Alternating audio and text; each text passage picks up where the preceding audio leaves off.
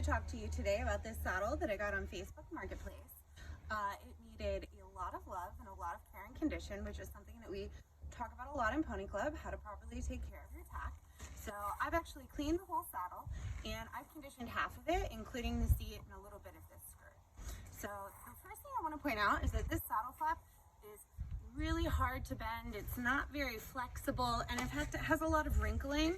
I'll bring it closer so you can see it.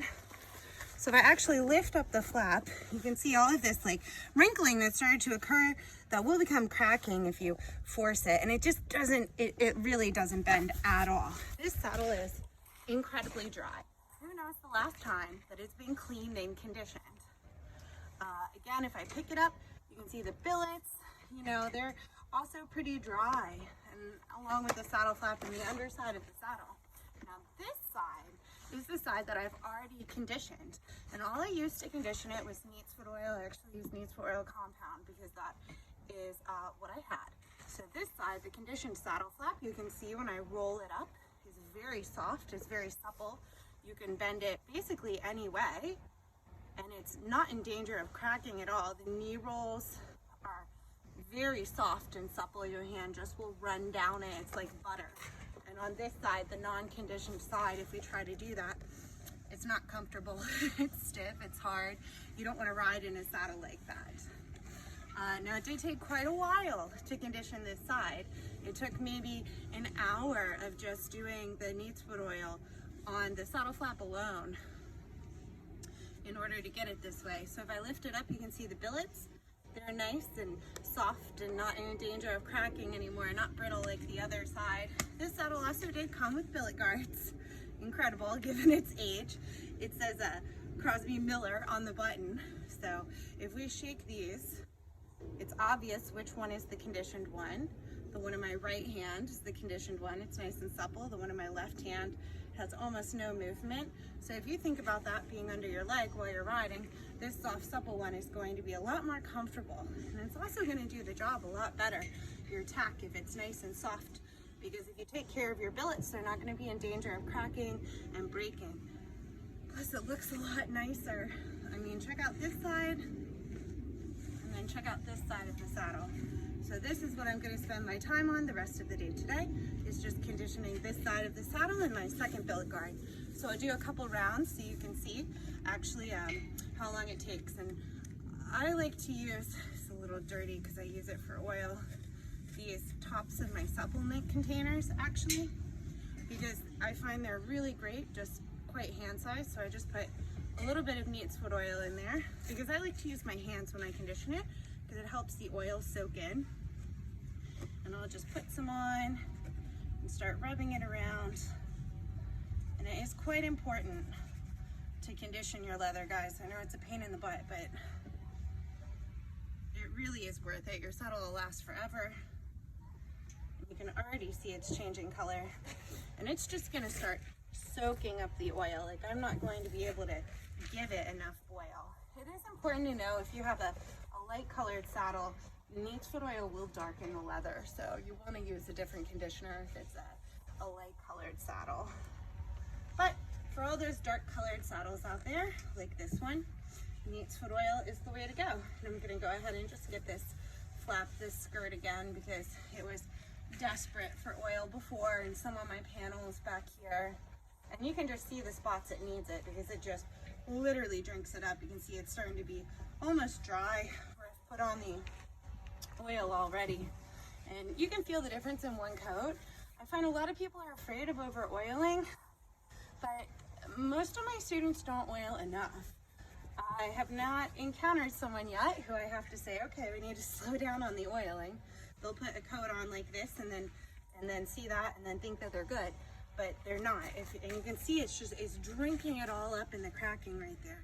And if you look back around to this side that I've already done, I mean, it's got this nice light sheen to it, really great color, and it's soft. You don't feel the wrinkles when you run your hand over it. And if you spill oil, it's not a big deal. You just rub it in. So again, I use my hands because it makes it really easy to apply the quantity, and it also helps the saddle soak it up. You can use your nails to get in, make sure you get the stitching. And taking care of the stitching, taking care of the cleaning and conditioning of the saddle is going to help you take care of the stitching, 'cause it's going to stop it from dry rotting, prevent it from breaking. I've taught at some barns where girths have actually broken, billets have snapped, where saddles have not been properly cared for because it's schooling tack. This saddle is a schooling tack saddle for me, but I want to make sure that it's safe. So part of that process of having it safe is making sure that it's properly cared for and conditioned. Another spot that people sometimes forget is get underneath, get inside the skirt, get under the saddle flap. Don't forget to do the bottom of the saddle. I've done one panel. There was some cracking that definitely started to occur on the saddle flap, but it's the sweat flap, but it's fine. It's got plenty of life left in it. This one's gonna need the same, but that's what it looked like on the underside before and after oiling. Take care of your saddles. You might not know what a great saddle you have if you're not taking care of it. So I'm just gonna spend some time oiling it now, and we can check back in once I get it all done. Let's see, it's 4:30 now. How long is it gonna take?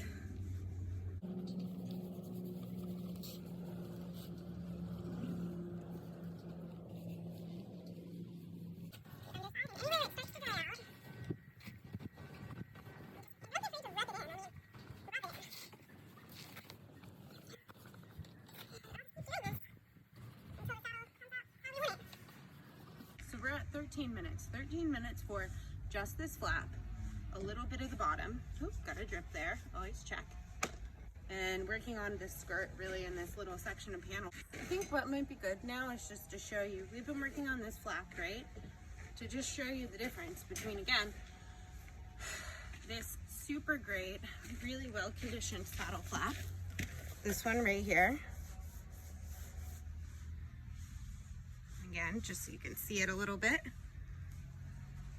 And then the one that we've just been working on for 13 minutes. You can still see how much more dry it is. It's getting softer than initially, but it's not soft. And you can see the cracking still appearing right down here in the underside. So it really just takes some time and love.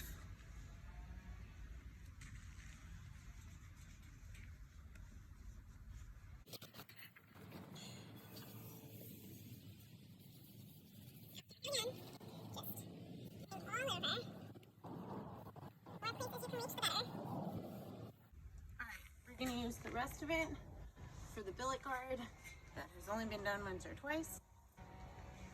I really feel it now. It might be tempting to stick this in the oil. Don't do it. Use your hands.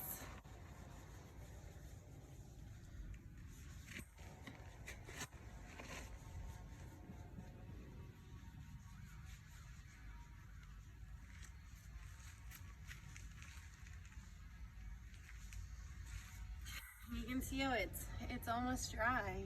It's almost soaked up everything that we've been putting on it. It's been almost 20 minutes of oiling just this flap and just this skirt. And it still needs a lot of oil. So don't despair, oil, oil, oil. It's gonna be a great saddle when we're done. So just a little bit of love for your saddle goes a long way. If you oil it every so often after you clean it really well, you won't have to do this. This is truly one of the thirstiest saddles that I've ever bought. I loved seeing the transformation. I hope you guys did too.